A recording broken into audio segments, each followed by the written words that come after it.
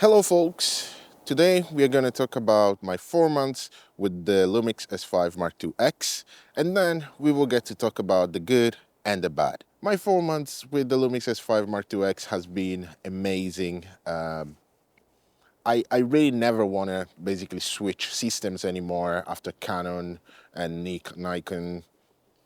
Lumix is my system now, and I'm so bumped because this camera has just been a blessing, and there are quite a lot of things I want to share with you that I've learned in this 4 months of adventure. So the first thing is no mirrorless is like this camera at this price point. Basically, the nearest cameras at this price point with this amount of features are the Blackmagic 6K cinema camera or Blackmagic Cinema Camera 6K, but it doesn't have autofocus. So yeah. And then the Sony 7 IV, but that one costs like 400 to 500 more in Europe. So this camera gives you plenty and better things that these cameras don't have. And the second thing is the Vlog. The Vlog color grading system is just the best. It's just easy, it works everywhere, and you can push it to really extreme points and get amazing color grading.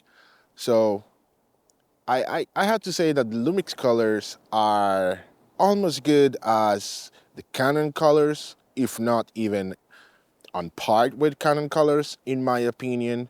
So even in standard formats, I use it sometimes. I just like using Vlog just because it gives me more latitude for color grading, but I really don't despise shooting in the standard formats because they are still 10-bit color 422, and Canons don't give you that if you don't shoot in log. Sony does give you that if you don't shoot in log, but Canon doesn't give you in the standard formats 10-bit 422. It's still 8-bit color, which I don't understand why we still use 8-bit in this nowadays, even though it's not an issue. But give the choice to the people to decide what they want to use, even in the standard formats. So that's what it is. Then the baking LUT. So there is like the real time LUT in this camera where you can literally just shoot in Vlog, but already basically the image will record the LUT in the camera. So you can use it in picture, you can use it in video, and basically shoot in Vlog, but deliver already the material with the LUT applied to the image, which is amazing. Only cinema cameras in this moment have this feature, and none of the mirrorless camera at the moment around has this feature. So amazing that Lumix is actually putting this in their mirrorless bodies, and yeah, that's an amazing feature. Then OpenGate.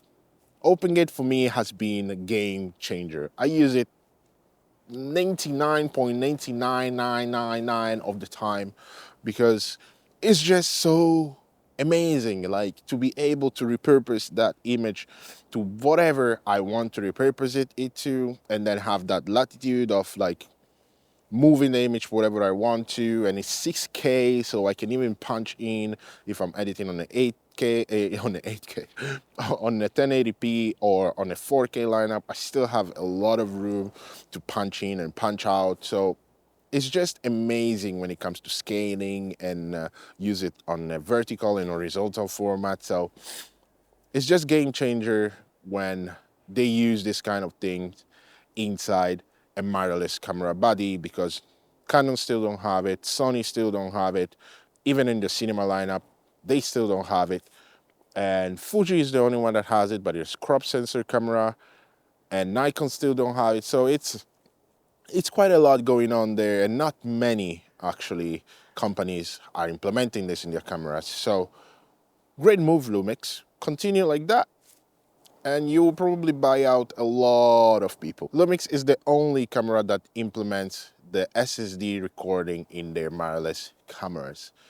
And yeah, it's a game changer, they could do a little bit more with it, like record B-raw to it, because it can support it, especially if you are able to basically shoot 1.9, so almost 2 GB of material of ProRes into the SSD. You can for sure implement B-raw out of that SSD or USB-C, and which I think the only reason why it's limiting them to do it, it's probably for licensing issues with Blackmagic. But now they are partnership and they are doing things together, so who knows if we might actually be receiving that in probably the S1H Mark II, if it's not already internally in the S1H Mark II.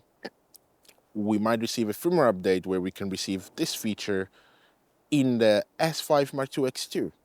Why not? That would be really amazing. Finally, the last point of the good parts are the no record limits. Finally, we have no record limits, because until now, except the S1H, all the lineup of the LUMIX cameras, the S series cameras, have some kind of limitation in 30 minutes record limit, or 6K in the S1, 15 minutes of record limit, and so on. Finally, it's amazing. You can record everything basically until your battery dies, or until your cards fill up, or SSD fills up. So great move. That's the exact move where I think all camera companies should be doing moving forward. Sony has been doing it for ages. So I'm happy that finally Lumix has caught up on that and is doing the same thing. Now, let's talk about a little bit of the bad things, because there are quite few bad things that I hope they will fix, which are not bad, but still quite annoying things that I hope they will fix. The first thing is no infos on the screen when you're recording externally. So when you're recording externally, basically you lose the infos on your screen, the camera screen, and you have only basically the image of the person, like the image of what you're recording, and then you have only the waveforms, and that's it. That's it. There is nothing else on the screen, because everything goes on your monitor, which it's a bummer. Why are we not able to actually see both? That will be a good thing to actually implement and to make better. So let's hope we will receive a firmware update about that. One other thing is the 4K 60 crop, which is not a bummer. I have a video coming soon with a perfect length for that, but it's not really a bummer. But at the same time, it is, because it will have been really cool to receive an uncropped 4K 60, because it will be so amazing, especially at this price point. I think this camera could have stolen a lot of customers. But I understand the sensor is not that fast to be able to support a 4K 60 full frame. So that's kind of a limitation that the sensor brings, and that's why we didn't receive it. But hopefully in the next bodies, we are not gonna have that anymore, because we know Lumix don't want to do APS-C camera bodies, but then they keep using the APS-C 4K 60 mode. So maybe let's have a little bit of a faster sensor, so we can actually receive a full frame version, and we can all be happy and ever after. The last thing is the rolling shutter. Yes, we know the rolling shutter of this camera is horrible, but if you crop into the Super 35 mode, there is not going to be any issues with the rolling shutter. Plus, I don't understand why people have to like shoot by panning like this. Like, what are you doing? Are you like, it doesn't make sense. It makes sense only if you're like doing a car shoot, because you are like on a rig and then the car is moving fast or something like that. But shooting doing this movement, I think it's really unrealistic, and it doesn't make sense that you shoot in this way. But hey, people probably do it. For me, it doesn't make sense. For you, it makes sense probably. But yeah, So release shutter is one other issue and limitation of this sensor. Let me see. Is all it?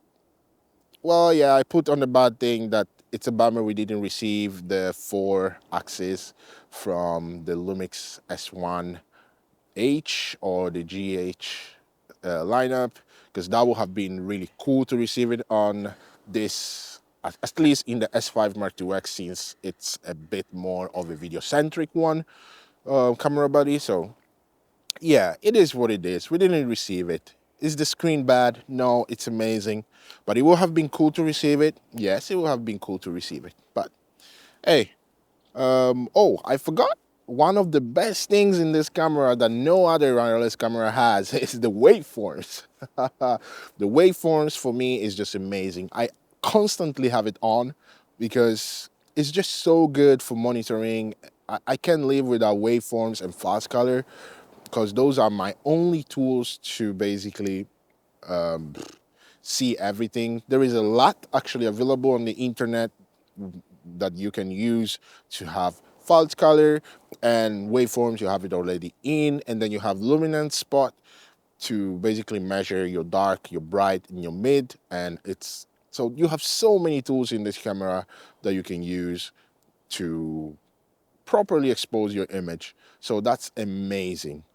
Lumix, I'm so sad I didn't actually switch to Lumix earlier, because the cameras are just so good. And now with this phase hybrid detect autofocus, you bought me. Today we are in a kind of cold environment in the south of Finland. Up there is going to be mine and my partner new studio for future projects that we are putting together. And yeah, it's going to be an exciting new year, especially because I have 2 projects in making, 1 documentary and 1 short film, and maybe another documentary. But next year there is a lot more to share, so consider subscribing so you will be notified when the time comes. Thank you guys for the love you show me. Nowadays, I've grown so much in the past 2 months. Thanks to you guys. I hope you will continue following my journey. If you are new, consider subscribing, because I release ton of nice videos and talk a lot about Lumix and other things. And next year, I promise, it's going to be a fun year for me and for you, because there is going to be a lot more things coming and we are going to talk more about different things. But thank you for being here. Take good care of yourself. If it's cold where you live, bro, cover yourself, drink a tea, relax, take good care. I'm going to see you in the next one.